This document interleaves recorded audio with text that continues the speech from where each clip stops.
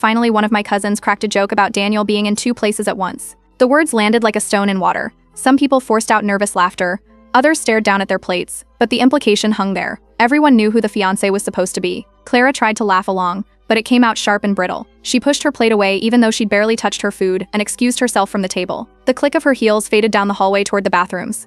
A hush followed her departure, broken only by the clinking of glasses and low murmurs. I waited a minute before getting up. I didn't announce where I was going. I just slipped away and followed. The hallway outside the restroom was empty, but Clara's voice carried through the thin door. She was snapping into her phone, sharp words spilling out about keeping the story straight and making sure nobody slips up. There was no trace of her dinner party charm left in her tone. It was raw panic. When the door opened suddenly, she nearly collided with me. Her eyes widened, then narrowed just as fast. She didn't bother pretending. She accused me right there in the hallway of ruining everything, of showing up just to humiliate her. The words came rapid, like she'd been rehearsing them. I kept my voice steady. I told her there was nothing to ruin. She had built this entire spectacle on Daniel's name, and the cracks were already showing.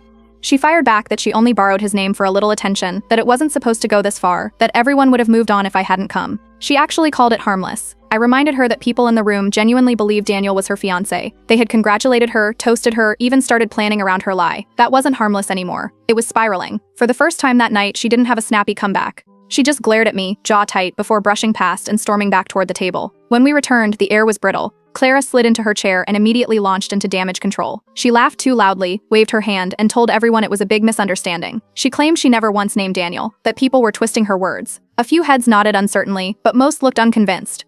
Daniel set his glass down firmly and spoke just loud enough to cut through the room. He reminded everyone of Clara's Thanksgiving comment, the one where she had joked in front of the entire family that